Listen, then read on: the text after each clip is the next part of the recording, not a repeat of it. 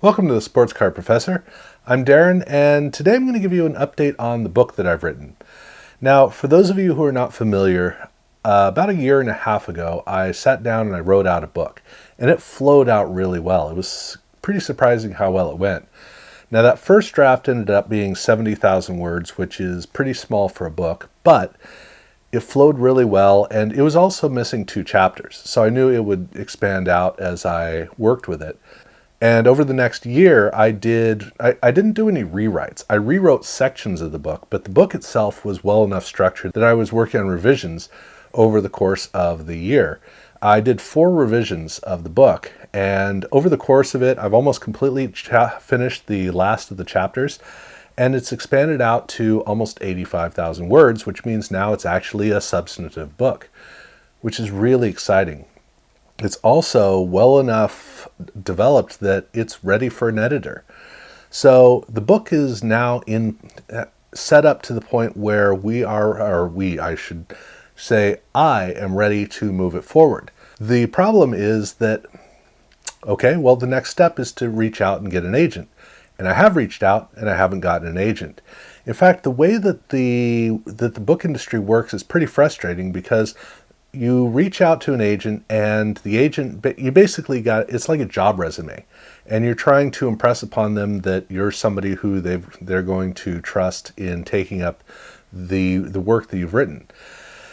But it's a don't call us, we'll call you approach. It is literally almost every single agent that I reached out to basically said, just because you don't hear from us doesn't mean that we're not interested, and even if you don't hear from us for a while, it doesn't mean that we're not going to reach out in the future. So just wait for us and do not reach out to us. We will reach out to you, which is stupid because it means that there's no closure for me. I don't know if I need to move on to the next step, and none of the agents have reached out to me in any capacity, which means I'm stuck. I'm hanging here. But in that time, I've also come to realize that the book industry itself is not really well equipped for dealing with a book like this.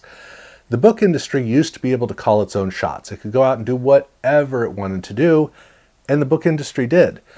But in recent years, everything has scaled back, and so now the book industry is working on things that are more reliable to make money at. And a book on sports cards has never been a strong suit for the book industry. So for a book like mine, which with the right marketing can easily sell over 1 million copies because it is the first book on 90s sports cards.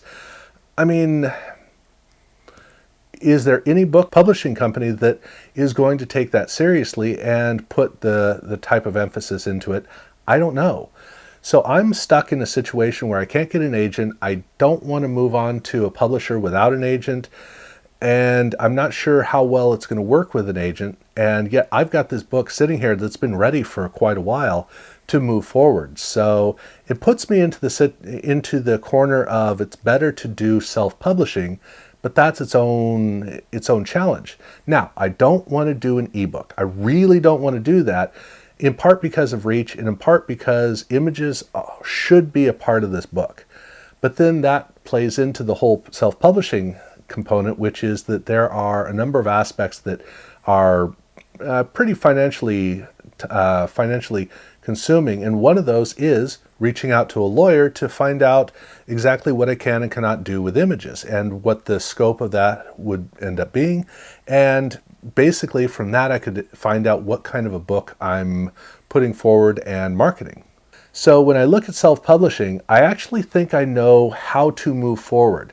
I know the types of people I've got to bring in to do the different parts of the process of the book, how to move forward with getting the book sold, marketed and sold, all that stuff. It's not that I know how to do it, it's that I know I'm pretty sure that I know what would go into doing all of that. But it does come down to a big point of how in the world could I fund it, especially with this project that I'm working on. So I have considered doing a GoFundMe, but there's a problem with that. A year and a half ago, when I finished the first draft of the book, I did a video that is actually still sitting on this channel in the special topics category, where I tried to get to get a dialogue going where I had a video that I wanted it to get shared to other people to try to develop a crowdsourcing of popularity. And literally nobody shared that video. Not a single person shared the video, which meant I got a ton of support. People going, I want this book to happen, but nobody shared it in an outward fashion. So I realized that crowdsourcing was going to be difficult because I was going to have to do it. And there are some people who are great at self-promotion. I'm not. For me, that is a very difficult process to go through. So I am right now trying to figure out how to move forward and to figure out, can I do the kind of outreach to develop the crowdsourcing ability to do a GoFundMe? I don't know if it's possible. Now, if I did do a GoFundMe, my hope is that I would be able to use that and whatever success I could have from my book to be able to get other books published. I think it'd be really cool to help other authors working on sports card books, or maybe to get better reach for, like, regarding Leaf or the Star book or the book on Michael Kramer.